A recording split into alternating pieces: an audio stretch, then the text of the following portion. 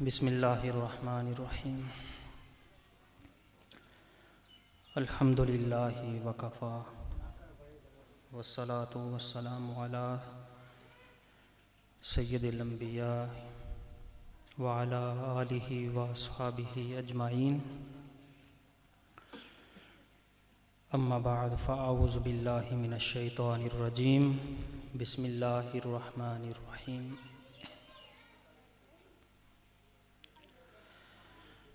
وَلَيَنْصُرَنَّ اللَّهُ مَنْ يَنْصُرُهُ إِنَّ اللَّهَ لَقَوِيٌّ عَزِيزٌ آمنت بِاللَّهِ صدق اللَّهُ مَوْلَانَا الْعَظِيمُ وَصَدَقَ رَسُولُهُ النَّبِيُّ الْكَرِيمُ الْأَمِينُ الرَّؤُوفُ الرَّحِيمُ إِنَّ اللَّهَ وَمَلَائِكَتَهُ يُصَلُّونَ عَلَى النَّبِيِّ یا ایہا الذین آمنوا صلوا علیہ وسلموا تسلیما۔ محبت کے ساتھ درود پاک۔ الصلاۃ والسلام علیک یا سیدی یا رسول اللہ وعلی آلک واصحابک یا سیدی یا رحمۃ للعالمین۔ مولاي صلی وسلم دائما ابدا علی حبیبک خیر الخلق کلہم محمد تاج رسول اللہ قاطبۃ محمد صادق الاقوال والکلم۔ یا ربی بالمصطفیٰ بلغ مقاصدنا واغفر لنا ما مضی یا واسع الکرم۔ اللہ جل شانہ وعظم برہانہ کی حمد و ثنا اور اس کے حبیب کریم صلی اللہ علیہ وآلہ واصحابہ وبارک وسلم کی شان اقدس میں ہدیہ درود و سلام عرض کرنے کے بعد آج کی یہ تقریب سعید عرس پاک کے حوالے سے انعقاد پذیر ہے۔ اللہ رب العالمین جل مجدہ ہم سب کا یہاں پر مل بیٹھنا اپنی بارگاہ میں شرف قبولیت سے ہمکنار فرمائے۔ آپ احباب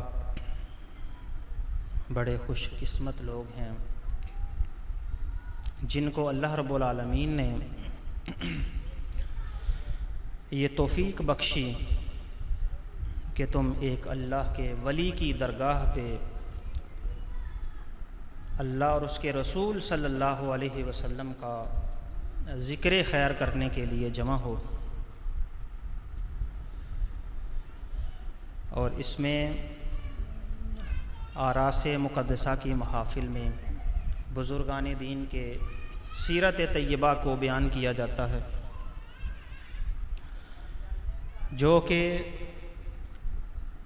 محافل کے انعقاد کا اصل مقصد ہے کہ بزرگان دین کی سیرت کو بیان کیا جائے اور اس پر عمل کیا جائے۔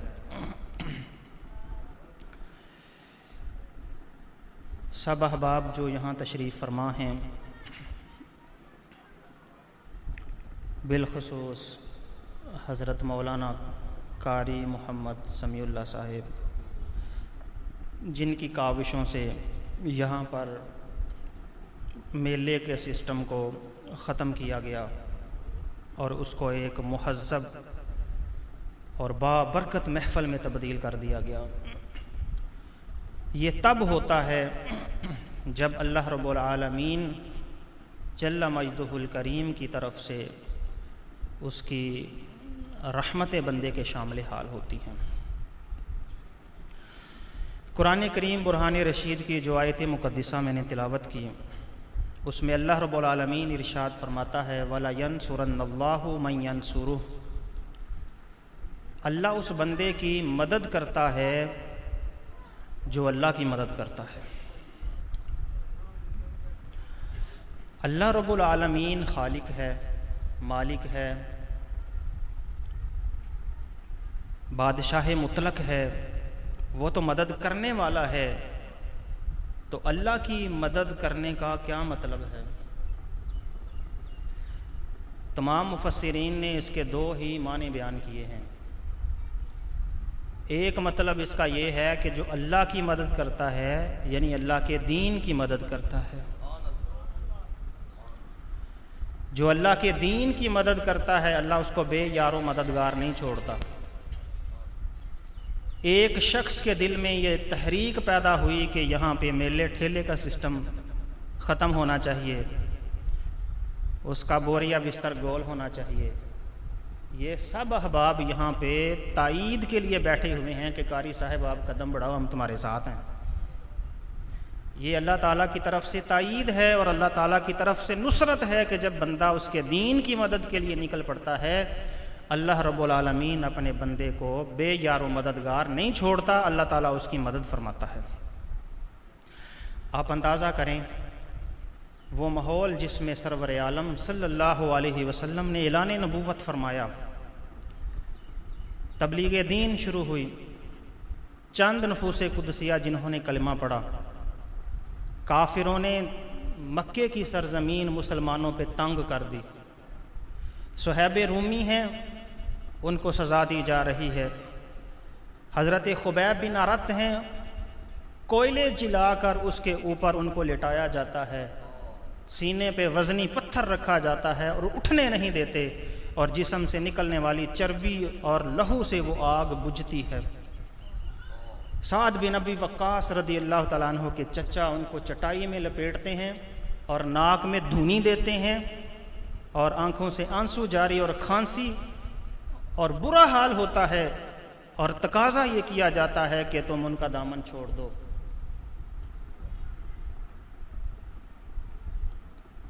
ایسے پرکٹن ماحول میں 70 سال کی ایک اماں جی، اسلام کی پہلی شہیدہ جو حضرت عمار بن یاسر رضی اللہ تعالیٰ عنہ کی امی جان ہیں، جن کا نام نامی حضرت سمیہ رضی اللہ تعالیٰ عنہا ہے، بدنام زمانہ گھٹیا ترین انسان جو امت کا فرعون تھا ابو جہل، اس نے ان کی مقدس ٹانگوں کو رسی کے ساتھ باندھ کے اونٹ کے گلے میں ڈال کر ایک اونٹ ادھر کو ہانک دیا اور ایک اونٹ ادھر کو ہانک دیا، ان کی شرمگاہ پہ نیزہ مارا، اور اسلام کی سب سے پہلی شہید ہونے والی وہ 70 سال کی اماں جی ہیں۔ ان کا قصور کیا تھا؟ انہوں نے کلمہ پڑھا اور حضور کے دامن کو تھاما تھا۔ یہ حالات تھے، کوئی سرکار کے در کی طرف آ رہا ہے، یا رسول اللہ میرا سر پھٹ گیا ہے، فرمایا صبر کرو۔ کوئی آ رہا ہے اس کی پٹائی ہو رہی ہے، اور کوئی ایسا ہے کہ جس کو مار مار کے چھوڑ دیا ہے کہ اب یہ مر جائے گا، اور سرکار دو عالم صلی اللہ علیہ وسلم ان غلاموں کو مار پڑتی ہوئی دیکھ کر قریب سے گزرتے اور ارشاد فرماتے اصبروا آل یاسر ان موعدکم الجنہ، اے آل یاسر تم صبر کرو، اس کا اجر اللہ تمہیں جنت کی صورت میں عطا کرے گا۔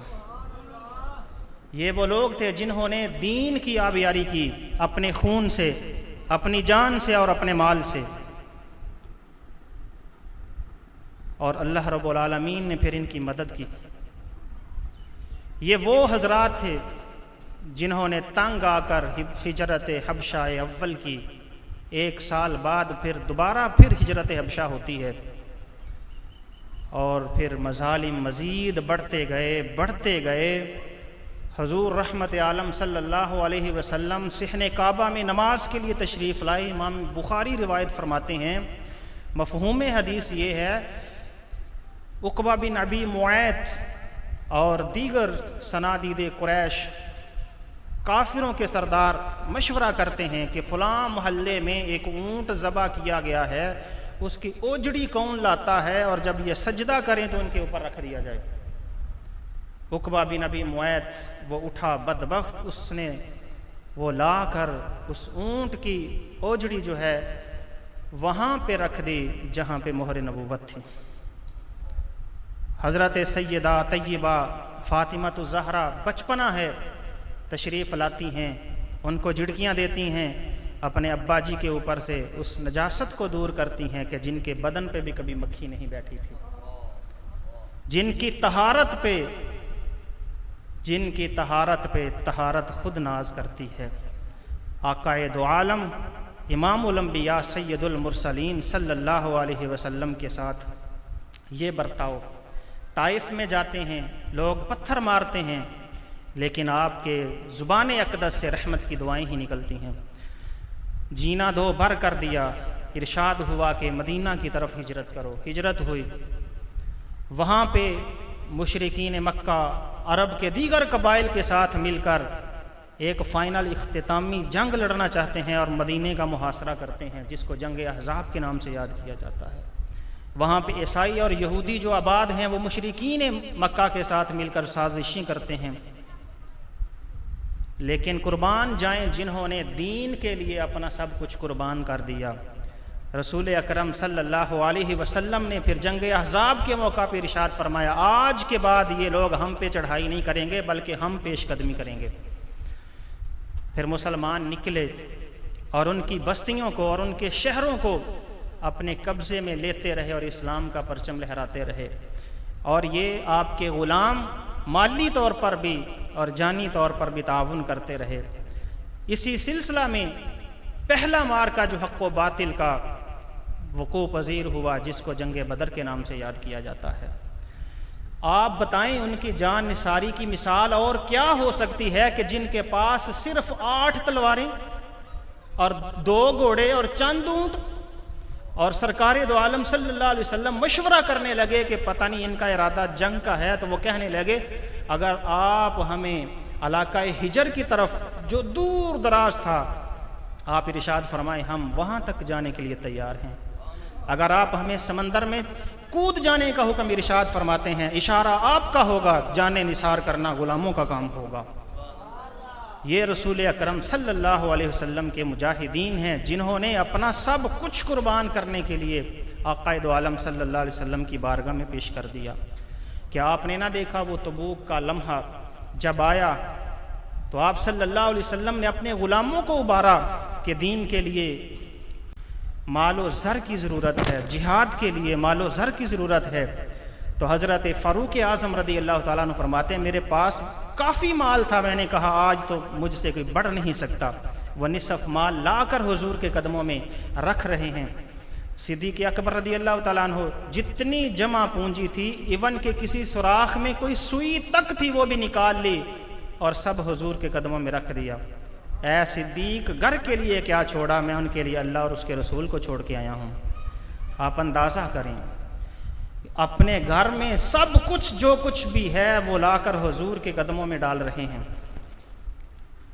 تو یہ ہیں وہ لوگ، یہ دین کی پہلی اینٹ رکھنے والے یہ لوگ ہیں جنہوں نے اپنے خون کے ساتھ، اپنے مال کے ساتھ، اپنی جان کے ساتھ اسلام کی اس عمارت کو تعمیر کیا۔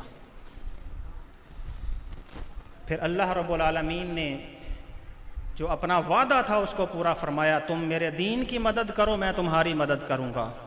ایک دن وہ بھی آیا کہ جب یہود جو خیبر میں رہتے تھے اور ان کا بہت بڑا مضبوط قلعہ تھا، صحابہ کرام علیہم رضوان کو وہاں بھیجا جا رہا ہے، بالآخر فتح کی وہ گھڑی آئی اور آپ نے ارشاد فرمایا میں کل اس کو علم تھماؤں گا جو اللہ اور اس کے رسول کو محبت کرتا ہے اور اللہ اور اس کا رسول جس کو اپنا محبوب رکھتا ہے۔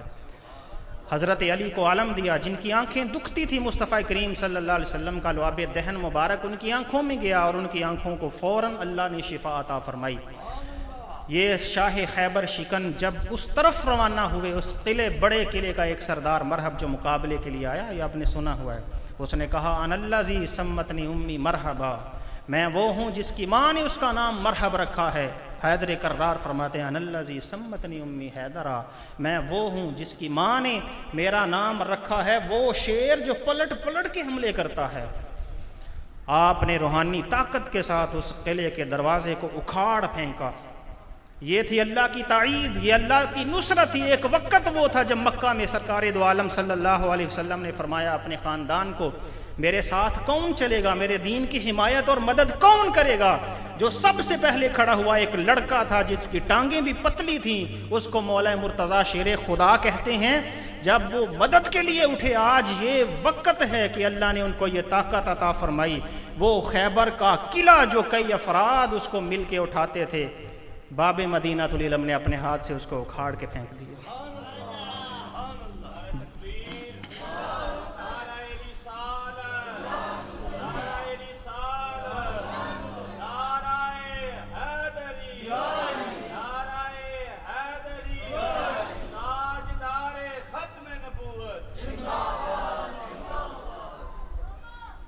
قلندر لاہوری فرماتے ہیں ہم تو مائل با کرم ہیں، کوئی سائل ہی نہیں، راہ دکھلائیں کسے کوئی رہ روے منزل ہی نہیں۔ وہ رہ روے منزل تھے جب پاک محبوب صلی اللہ علیہ وسلم کی سواری مدینہ طیبہ میں آتی ہے، عشاق نے اپنے ہجوم کے جرمٹ میں سرکار کی سواری کو گھیرا ہوا ہے۔ وہ دل تھے کہ جو مچل رہے تھے، وہ آنکھیں تھی جو آنسوؤں کی صورت میں موتی برسا رہی تھیں، جن کی زبانوں پہ تسنیم کے نغمے تھے، بچیاں ننھی منی طالع البدر علینا کے نغمے تھے۔ بڑے سارے لوگ بکریاں چرانے والے جن تک سرکار کے آنے کی خبر ہی نہ پہنچی، بالآخر جب اللہ کا محبوب ہو، سید الانبیاء ہو، مدینہ طیبہ میں جلوہ گری ہو، یہ خبر کیسے چھپ سکتی ہے؟ خبر پھیلتی پھیلتی مدینے کی مضافات اور گرد و نواح تک پہنچتی ہے۔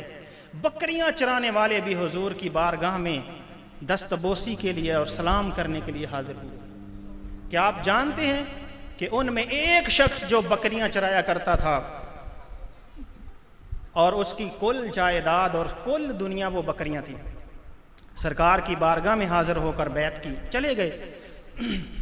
ضمیر نے ملامت کی کہ کیا ان بکریوں کی وجہ سے تم سرکار کی صحبت پاک کو چھوڑ دو گے؟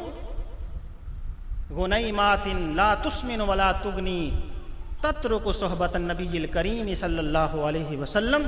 وہ حضور صلی اللہ علیہ وسلم جن کے اوپر سدرہ کا جبریل اللہ کی بارگاہ سے وحی لے کر آتا ہے، جو قرآن کی تفسیر اپنے مقدس الفاظ، موتیوں جیسے الفاظ سے اس کی تفسیر بیان کرتے ہیں، کیا تو اس سے محروم رہے گا ان بکریوں کی خاطر؟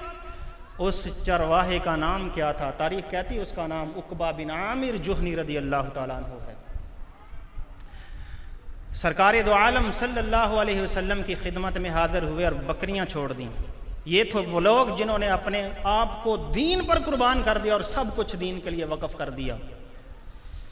آج ہم 5 نمازیں پڑھتے ہیں تو کیا اس میں دین کا کیا کرتے ہیں؟ اپنے لیے کرتے ہیں ہم۔ وہ لوگ دین کو سب کچھ دینے والے تھے، چند بکریاں وہ چھوڑ دیں، سرکار کی بارگاہ میں آ گئے۔ پھر تاریخ بتلاتی ہے کہ یہ وہ خوش نصیب صحابی تھا کہ جو سرکار کی بارگاہ میں حاضر ہوا دین کی مدد کے لیے۔ اللہ نے یہ شرف بخشا ہے کہ مدینے کے گرد و نواح میں پاک محبوب کی سواری جاتی تھی اور اس کے مہار حضرت عقبہ بن عامر تھامتے تھے۔ بلکہ یہی نہیں، بلکہ بعض اوقات سرکار دو عالم صلی اللہ علیہ وسلم ارشاد فرماتے الا ترکبوا یا ربیہ، یا عقبہ، اے عقبہ کیا تو سوار نہیں ہوگا؟ تو میں ادب کے لیے کہنا یہ چاہتا کہ حضور میں نہیں بیٹھوں گا، لیکن سوچتا کہیں بے ادبی نہ ہو جائے تو میں حضور کی بات کو مانتے ہوئے سرکار دو عالم صلی اللہ علیہ وسلم کی بات کو مانتے ہوئے میں سوار ہو جاتا۔ سواری پہ حضرت عقبہ بن عامر بیٹھے ہیں اور اس کی مہار کس نے تھامی ہے؟ والضحیٰ کے چہرے والے حضور رحمت عالم اس کی مہار تھام کے آگے آگے چل رہے ہیں۔ ان کے مقدر پہ قربان کہ جن کو حضور کی سنگت نصیب ہوئی، جنہوں نے دین کے لیے اپنا آپ قربان کیا اور اللہ نے یہ شرف بخشا۔ پھر تاریخ بتلاتی ہے کہ جو انگلیوں پہ گنے جانے والے بڑے بڑے قرۂ کرام مدینہ طیبہ میں تھے، ان میں سے حضرت عقبہ بن عامر کا نام بھی آتا ہے، اور جو فتویٰ جاری کرتے تھے مدینہ طیبہ کے مفتیان کرام، ان میں حضرت عقبہ بن عامر کا نام آتا تھا۔ یہ دین کی مدد کرنے کے لیے آئے، لیکن وہ تاریخ نے سنہرا دور دیکھا کہ جب مصر کے سبز قلعے ہیں اور ان پہ اسلامی پرچم لہرا رہا ہے، اور مصر کا والی کون ہے؟ وہی حضرت عقبہ بن عامر رضی اللہ تعالیٰ عنہ۔ کہاں بکریاں چراتے تھے کوئی پوچھتا نہ تھا، جب سرکار کے قدموں میں آ کر سرکار کی غلامی اختیار کی، اللہ نے ان کو سلطنتیں عطا فرما دی اور مصر کا والی بنا دیا۔ یہ وہ لوگ تھے جنہوں نے دین کے لیے اپنا سب کچھ قربان کیا۔ آپ نے یہ کہانی سنی ہے حضرت ربیہ رضی اللہ تعالیٰ عنہ کی جو حضور کے خادم تھے، آپ نے سوچا میں حضور کی خدمت کروں، اگر حضور نے قبول کر لیا تو زہ نصیب، بڑے شرف کی بات، چل پڑے در اقدس کی طرف، حضور خدمت کرنا چاہتا ہوں، بارگاہ میں حاضر رہنا چاہتا ہوں، قبول فرما لیں۔ سرکار نے قبول کر لیا۔ تو جیسا کہ آپ نے سنا، ایک وقت آیا سرکار دو عالم صلی اللہ علیہ وسلم یہ فرماتے ہیں، میں رات کے وقت اپنے گھر جانے کے لیے جب ارادہ کرتا تو دل میں خیال آتا کہ رات کو حضور کو کسی کام کی حاجت ہوگی تو کون کرے گا، میں گھر نہیں جاتا تھا، چوکھٹ پہ سر رکھ کے سو جاتا تھا، اور میں رات کو سنتا تھا جب بھی محبوب صلی اللہ علیہ وسلم رب کا ذکر کرتے تھے، سبحان اللہ سبحان اللہ سبحان ربی کی حجرے سے آوازیں آتی تھیں۔ یہ حضور کی راتیں تھیں۔ ایک دن آیا سرکار دو عالم صلی اللہ علیہ وسلم نے کسی صحابی کو، کسی غلام کو اس کی خدمت کا صلہ نہ دیا ہو، ایسا ہو ہی نہیں سکتا۔ جس نے بھی سرکار کی خدمت کی، سرکار نے اس کو اس کا صلہ ضرور عطا فرمایا ہے۔ اگر کوئی واحد شخصیت ہیں کہ جن کا اجر دنیا میں پورا نہیں ہو سکتا، وہ قیامت کو ملے گا، تو وہ صدیق اکبر رضی اللہ تعالیٰ عنہ کی ذات ہے۔ آپ نے فرمایا میں ہر ایک کے میں نے خدمت کا اجر اس کو عطا کر دیا ہے، سوائے ابو بکر کے، قیامت کے دن اللہ اس کا اجر عطا فرمائے گا۔ تو حضرت ربیہ نے خدمت کی، سرکار نے خیال فرمایا کہ اس کو بھی اجر ملنا چاہیے، تو ارشاد فرمایا سل یا ربیہ، اے ربیہ کچھ مانگ لے۔ عرض کی حضور سوچنے کا موقع عطا فرمائیں۔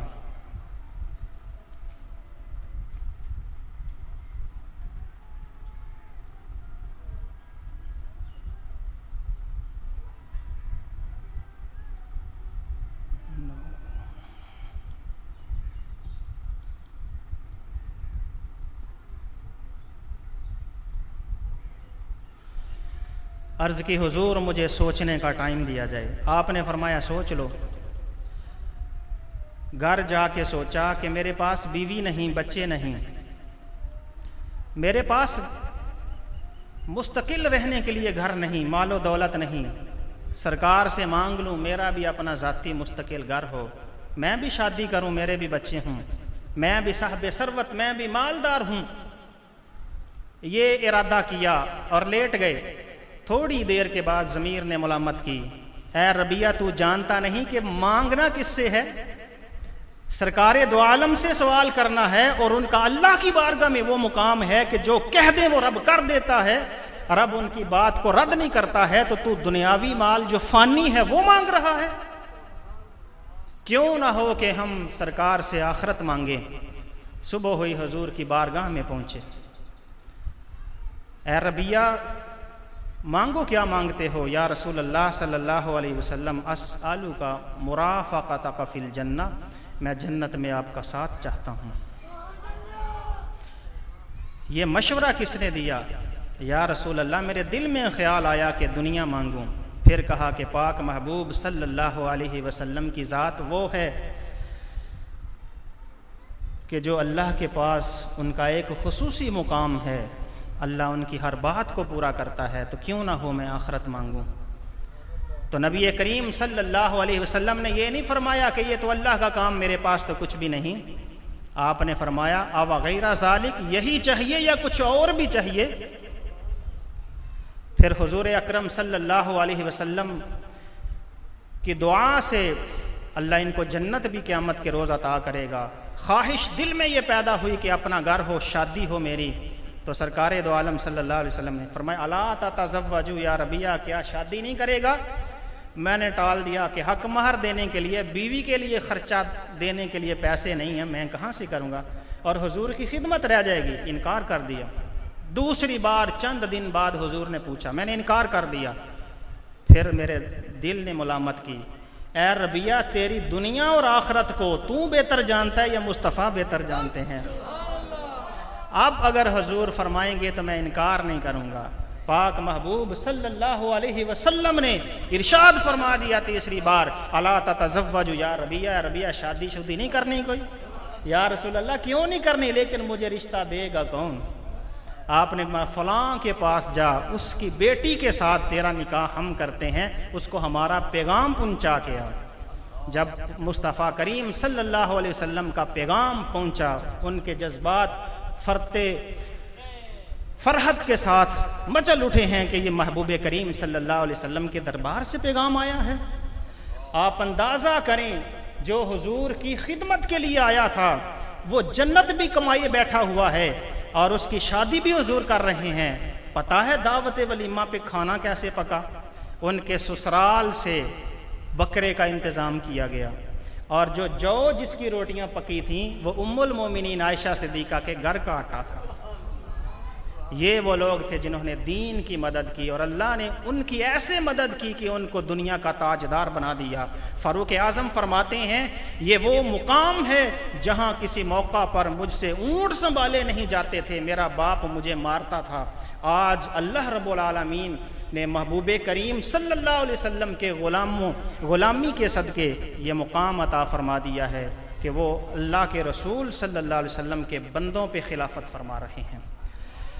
ایک مطلب اس کا یہ بھی ہے کہ جو اللہ کے دین کی مدد کرتا ہے اللہ اس کی مدد کرتا ہے، اور مفسرین نے جو دوسرا معنی اس کا بیان کیا ہے کہ جو اللہ کی مطلب اللہ کے بندوں کی مدد کرتا ہے اللہ اس کی مدد فرماتا ہے۔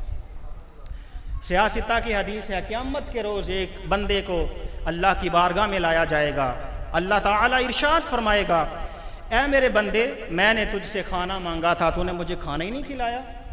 وہ عرض کرے گا، باری تعالیٰ تو کھانا کھانے سے پاک، تو کھلانے والا ہے۔ اللہ تعالیٰ ارشاد فرمائے گا، میرے فلاں بندے نے تجھ سے کھانا مانگا تھا، اگر تو اس کو کھلا دیتا تو ہمیں وہاں پاتا۔ پھر مقرر یہ ارشاد فرمایا جائے گا، میں نے تجھ سے پانی مانگا تھا اور تو نے پانی نہیں دیا۔ باری تعالیٰ تو پانی پینے سے بے نیاز، تو جسم اور جسمانیات سے پاک، یہ تو مخلوق کی صفتیں ہیں پانی پینا، تو پلانے والا ہے، تو پانیوں کو پیدا کرنے والا ہے۔ اللہ ارشاد فرمائے گا، میرے فلاں بندے نے تجھ سے پانی مانگا، اگر تو پلاتا تو ہمیں تو وہاں پاتا۔ یہ حدیث کیا کہتی ہے کہ اللہ کے کچھ بندے ایسے ہوتے ہیں کہ اگر ان کی مدد کی جائے تو وہاں اللہ رب العالمین کی رحمت نصیب ہو جاتی ہے۔ جیسا کہ حضور فرماتے ہیں، مشکات کی حدیث ہے، رب اشعث مدعوف بالابواب لو اقسم علی اللہ لا برہ۔ اللہ کے کچھ بندے ایسے ہیں جن کے بال بظاہر بکھرے ہوئے ہیں، وہ اتنی ٹیپ ٹاپ نہیں کرتے، وہ سادگی سے زندگی بسر کرتے ہیں، لوگ حقارت کی نظر سے ان کو دیکھتے ہیں، لیکن جب قسم اٹھا کے کوئی بات کہہ دیں اللہ ان کی قسم کو جھوٹا نہیں ہونے دیتا۔ تو یہ اللہ کے بندے جن کی مدد کرنا، یہ اللہ کی مدد کرنا کہلاتا ہے، یہ حضرات صوفیہ ہیں، اور یہ ہیں جن کا یہ مزار ہے جہاں پہ آپ گھٹنے ٹیکے ہوئے بیٹھے ہوئے ہیں۔ آپ ان کی بارگاہ میں آتے ہیں، آپ ان کے پاس دستبوسی کے لیے حاضر ہوتے ہیں، فاتحہ کے لیے آتے ہیں، یہ اللہ کے بندے کی مدد کرنا ہے، اور جو اللہ کے بندے کی مدد کرتا ہے اللہ اس کو بے یارو مددگار نہیں چھوڑتا ہے۔ کیا آپ نے پاکستان کی جو پہلی تاریخ ہے بر صغیر کی، جو فارسی میں ہے، جس کی ٹرانسلیشن بھی ہے، تاریخ فرشتہ، اس میں سلطان محمود غزنوی کا یہ حسین واقعہ رقم تراز ہے۔ سومنات کاٹھیا وار بھارت میں سومنات کے منظر پہ مہاراج اور راجاؤں نے اپنے لشکروں کو اکٹھا کیا اور مسلمانوں کے خلاف فیصلہ کن جنگ کرنی ہے۔ لوگ تو مسلمان ہوتے جا رہے ہیں، یہ اپنا دین مذہب آبائی چھوڑتے چلے جا رہے ہیں، مسلمانوں کو روکا نہ گیا تو حالات دیگر گوں ہو سکتے ہیں۔ حضرت سلطان محمود غزنوی رحمۃ اللہ تعالی علیہ کو جب اس کی خبر ہوتی ہے تو اپنی سپاہ کو، فوج کو تیار کرتے ہیں، لیکن آنے سے پہلے یہ وہ بادشاہ تھے جو اللہ والے تھے، آج کی طرح کرپٹ حکمران نہیں تھے، لوگوں کے مالوں کو ہتھیانے والے، کنجریاں نچلانے والے اور شراب کے رسیا یہ ایسے نہیں تھے، بلکہ وہ وقت کے عالم دین بھی تھے، غازی تھے، اور پھر وہ اللہ والوں کے ہاتھ میں ہاتھ دینے والے لوگ تھے۔ آپ کے شیخ کریم حضرت ابو الحسن خرقانی رحمۃ اللہ تعالی علیہ تھے، ان کی خدمت میں، حضور میں لشکر کشی کے لیے جا رہا ہوں، فرمائے محمود جاؤ، ہماری دعائیں تمہارے ساتھ ہیں، ہم دعا کریں گے۔ آپ نے اپنا کرتا اتارا اور فرمایا اگر کوئی مشکل پیش آئے تو 2 رکعت نفل پڑھنا اور اس کو سامنے رکھ کے دعا کرنا، اللہ تیری مشکل پوری کر دے گا۔ وہاں سے چل پڑے۔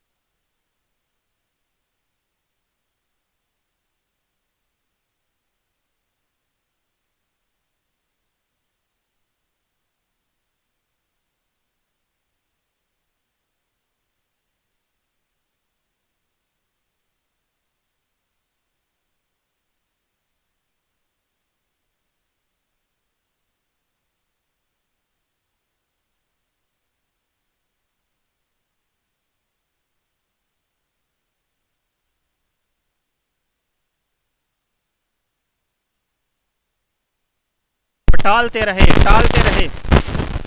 جب اس کا اصرار بڑھا کہ میں نے قطب وقت کی زیارت کرنی ہے تو حضرت شیخ نے فرمایا فلاں جگہ چوک پہ جانا, دروازے کے ایک درخت کے نیچے ایک شخص بیٹھا ہے, وہ لوگوں کے جوتے مرمت کرتا ہے, وہ وقت کا قطب ہے. اب یہ شخص زیارت کے لیے چل پڑا, وہاں پہ پہنچتا ہے, سارا دن اس کو تاڑتا رہا, دیکھتا رہا, بظاہر اس میں کوئی چیز نظر نہ آئی. وہ بابا جی جو جوتے لوگوں کے مرمت کرتے تھے, جن کے بارے میں کہا گیا کہ وہ قطب وقت ہیں, انہوں نے اپنا سامان سمیٹا, کندھے پہ رکھا, چل پڑے. قرب و جوار میں جہانگیر بادشاہ کی فوج بھی پڑاؤ ڈالے ہوئے تھی. انہوں نے بھی آرڈر جاری کیا کہ اٹھو اور چل پڑو. بابا جی چند قدم چلنے کے بعد درخت کے نیچے آ کر اپنا سامان پھینکتے ہیں اور کہتے ہیں نہیں ابھی نہیں جانا. ادھر بادشاہ آرڈر کرتا ہے کہ فوج کو کہ پڑاؤ دوبارہ یہاں ڈالو, ابھی یہاں سے نہیں جانا. وہ بندہ قریب گیا, مجھے تو بتایا گیا تھا تم وقت کے کتب ہو, تسی تے لوکاں دے پولے مرمت کر دیو, لتر گنڈ دیو. آپ نے فرمایا کیا تو نے دیکھا نہیں کہ جب میں اٹھ کے چلا تھا تو بادشاہ کی فوج بھی حرکت میں آ گئی تھی. کتب ہوتا ہی وہی ہے کہ جب وہ حرکت میں آئے تو نظام کائنات حرکت میں آ جاتا ہے. میں نے اپنا سامان پھینکا, اس نے بھی اپنا ارادہ ترک کر لیا کہ میں بھی یہاں سے نہیں جاؤں گا. یہ ہیں اولیاء اللہ. ایک جہاد تلوار سے ہوتا ہے اور دشمن سامنے ہوتا ہے, اور ایک مجاہد کون ہوتا ہے جو اپنے مسلح پہ بیٹھا ہے اور نظروں سے جہاد کرتا ہے. حضرت امام راضی رحمۃ اللہ علیہ کا وقت وصال آیا, مردود لعین شیطان آیا, بتاؤ خدا کو ایک مانتے ہو, وحدانیت کی دلیل کیا؟ 100 دلیلیں پیش کی, اس ملعون نے رد کر دی. حضرت نجم الدین کبریٰ جن کامل کے ہاتھ میں اس عالم دین نے ہاتھ دیے ہوئے تھے, یہ منظر ملاحظہ کر رہے تھے. آپ نے وہاں سے پانی کے چھٹے پھینکے اور ان کے منہ پہ پڑے, اے راضی تو کہہ کیوں نہیں دیتا کہ میں بے دلیل رب کو مانتا ہوں؟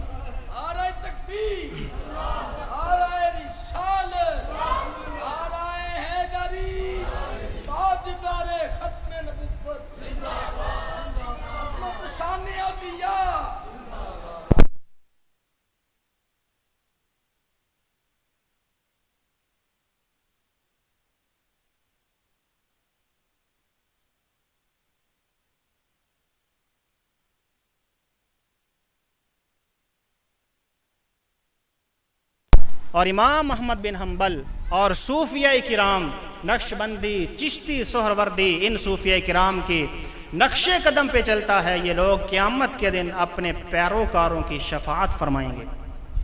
وَيُلَاحِظُونَ عَلَىٰ أَحَدِهِمْ عِنْدَ طُلُوعِ رُوحِهِ, اور جب ان کے مرید کی روح نکل رہی ہوتی ہے, پیر اپنے مصلے پہ نزع کی کیفیت اپنے مرید کی وہ بیٹھ کے ملاحظہ کر رہا ہوتا ہے.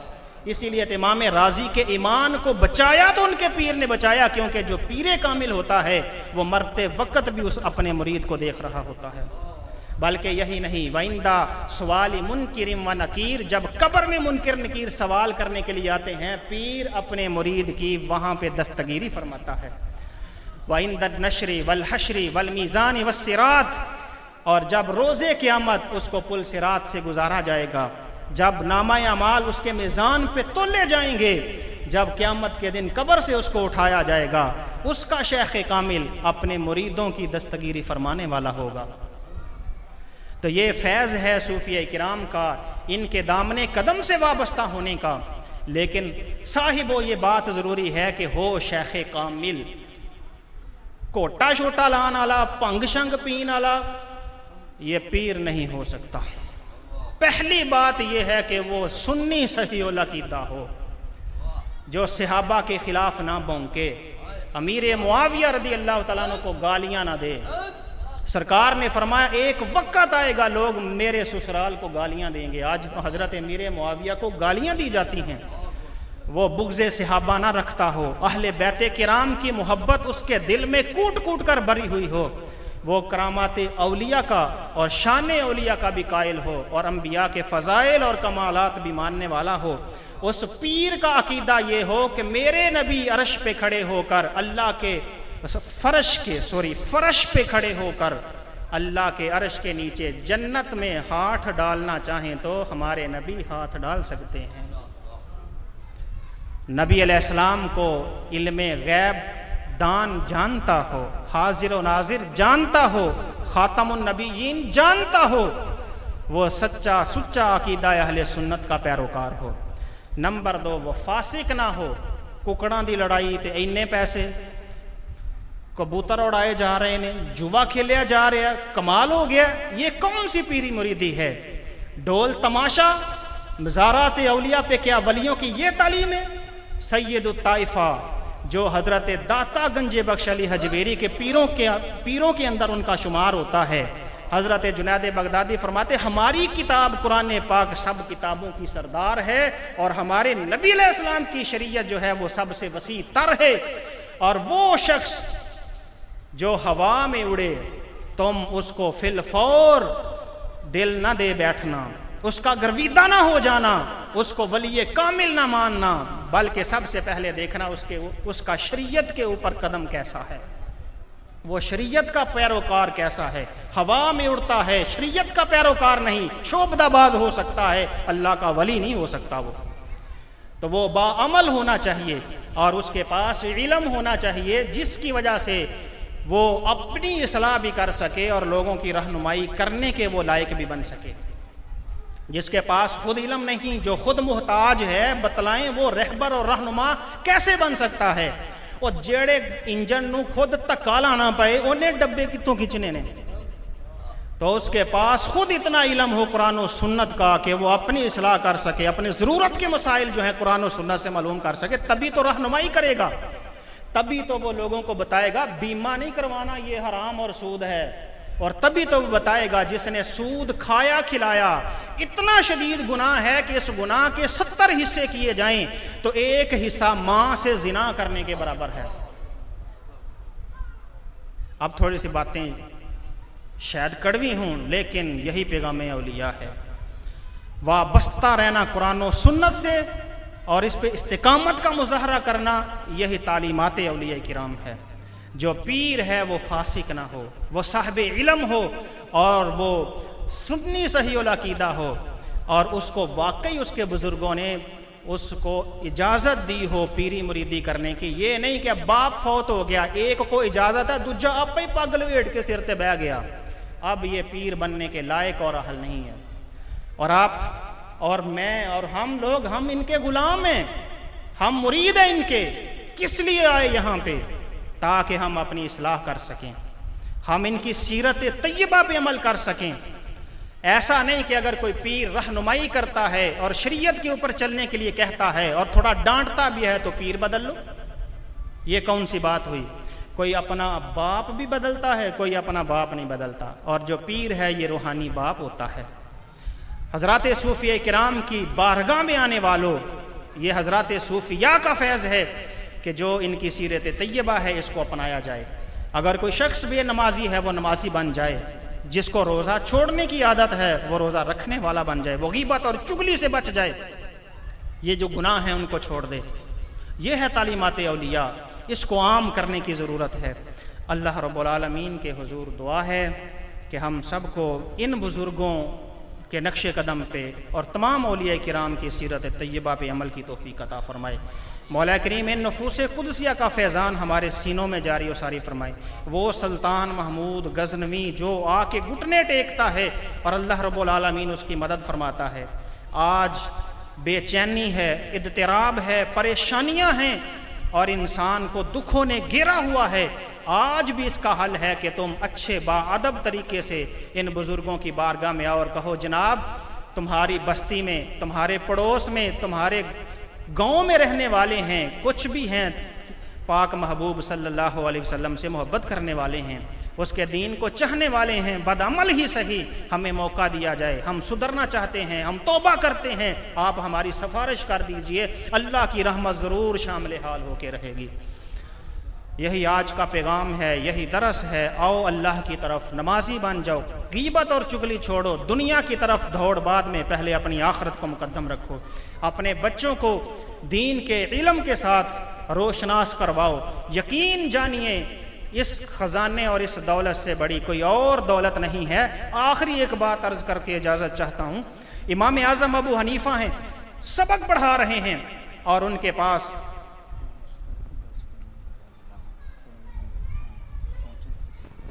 ٹھیک ہے، آپ سنیں، اب علم دین کی تھوڑی سی میں باتیں عرض کرتا ہوں۔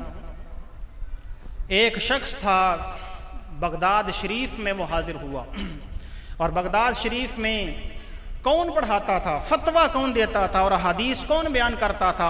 ان کو امام احمد بن حنبل کہا جاتا ہے۔ اندلس سے وہ شخص چلتا ہے اور وہ پیدل سفر کرتا ہوا ہزاروں میل دور سفر کرتے ہوئے بغداد شریف پہنچتا ہے۔ یہاں پہ آ کے پتہ چلتا ہے مامون الرشید بادشاہ نے امام احمد بن حنبل پہ پابندی لگا دی ہے کہ یہ فتویٰ نہیں دے سکتے، خطبہ نہیں کہہ سکتے، تقریر نہیں کر سکتے اور حدیث بیان نہیں کر سکتے، گھر میں نظر بند کر دیا۔ جب طالب علم جو اتنا سفر طے کرنے کے بعد آیا، اپنا مقصد پورا ہوتا ہوا نظر نہ آیا، آنکھوں میں آنسو آ گئے، اپنا سامان ایک جگہ پہ رکھا اور مسجد میں پہنچا، اور اس مسجد میں حضرت امام یحییٰ بن معین رضی اللہ تعالیٰ عنہ جیسے نابغہ روزگار وہاں سبق پڑھا رہے تھے۔ وہاں پہ بیٹھ کے احادیث کے بارے میں کچھ اعتراض کیے، کچھ سوالات پوچھے، وہ وقت کے امام تھے حضرت ابن معین رضی اللہ تعالیٰ عنہ، انہوں نے جوابات دیے۔ آخر پہ ارشاد عرض کی، حضور امام احمد بن حنبل سے ملنا چاہتا ہوں۔ آپ نے فرمایا مجھ جیسا نکما اس بڑے امام کا بھلا پتہ دے گا، ان کی تو شان ہی وراء الورا ہے۔ بہرحال ایڈریس پوچھا، ان کے گھر کی طرف چل پڑے، دروازہ کھٹکھٹایا۔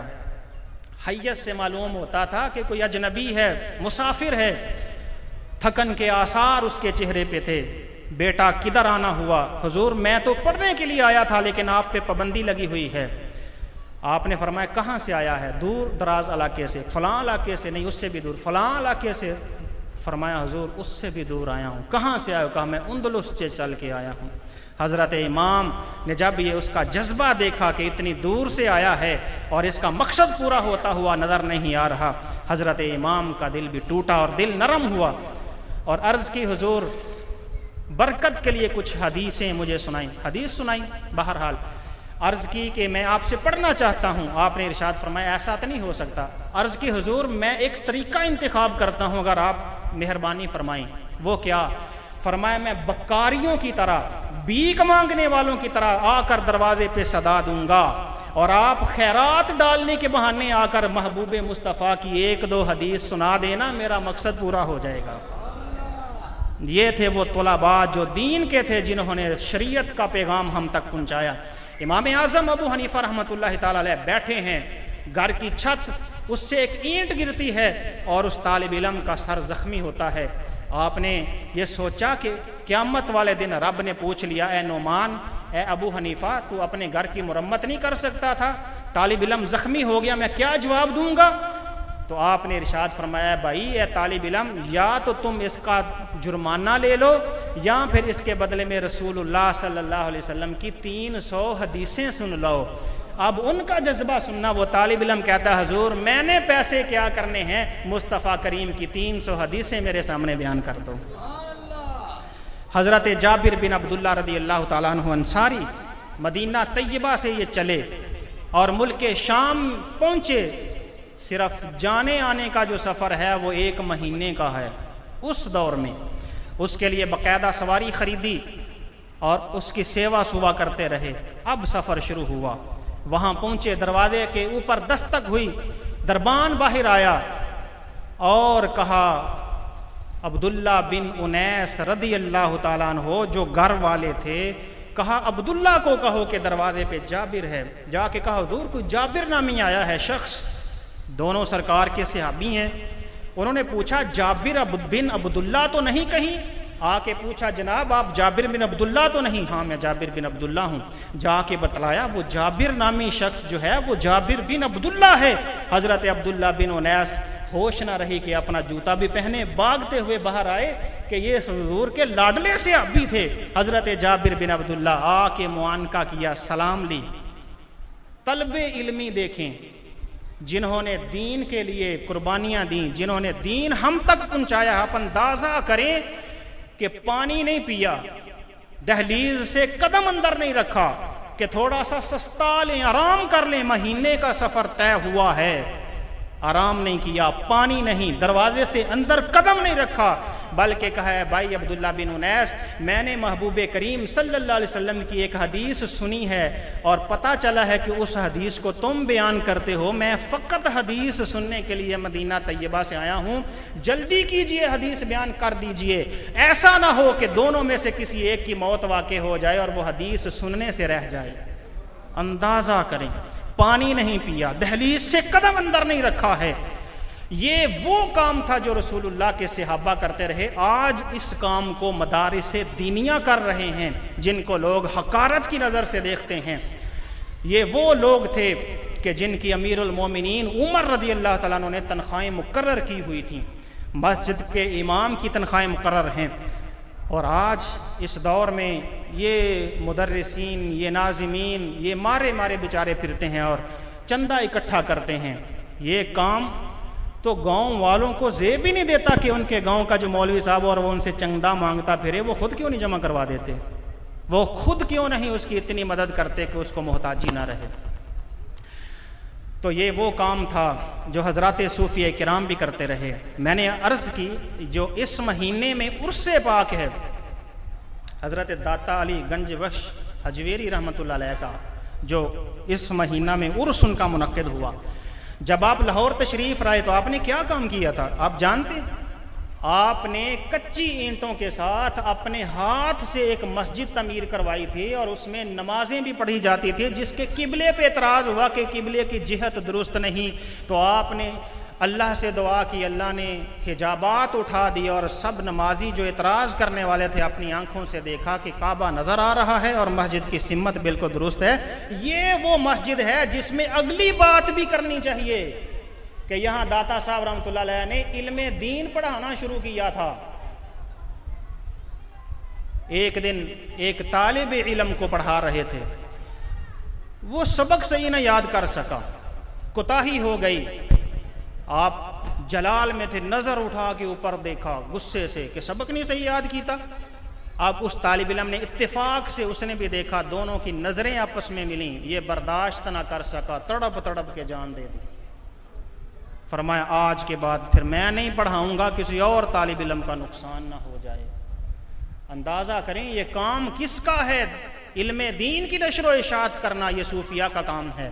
حضرت فرید الدین گنجے شکر رحمۃ اللہ تعالی علیہ، کون نہیں جانتا ان کو؟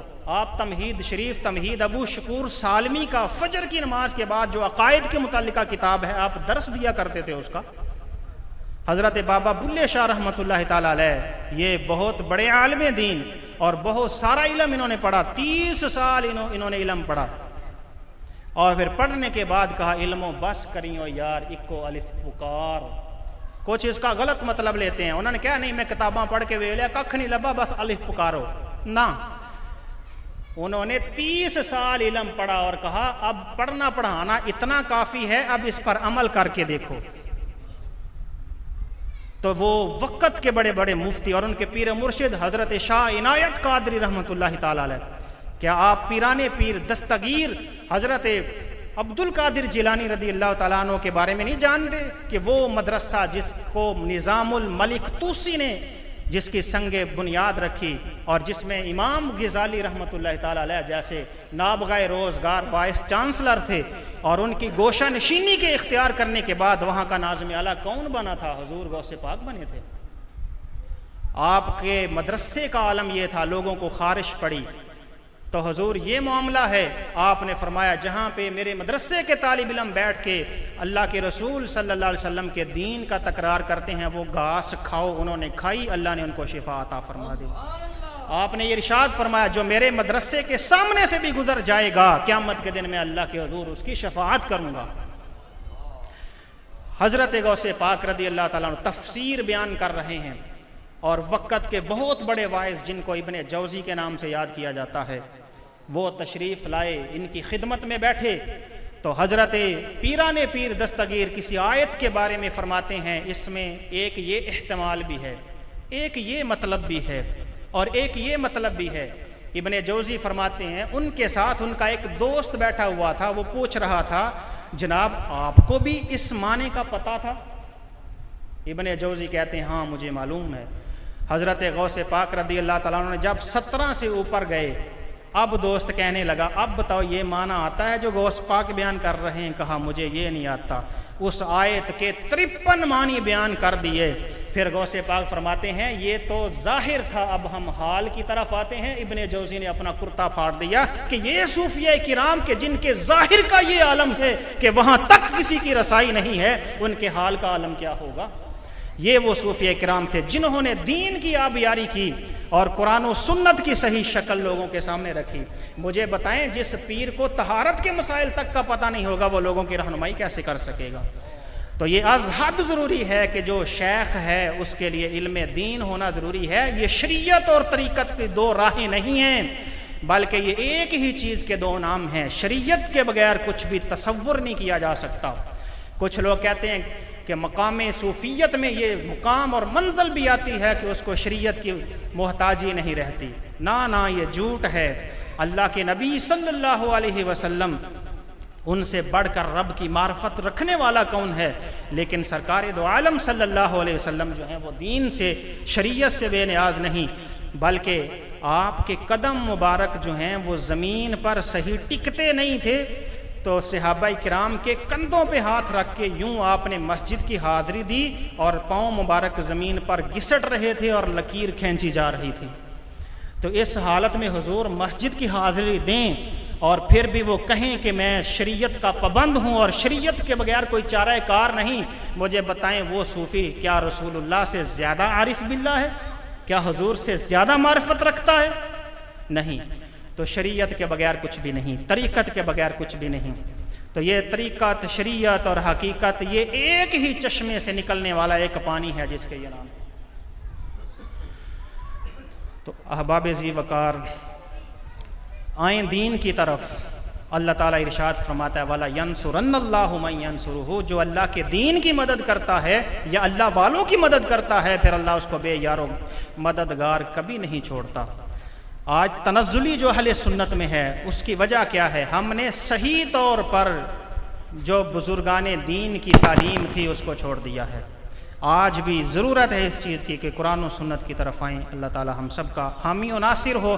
وآخر دعوایا ان الحمد للہ رب العالمین۔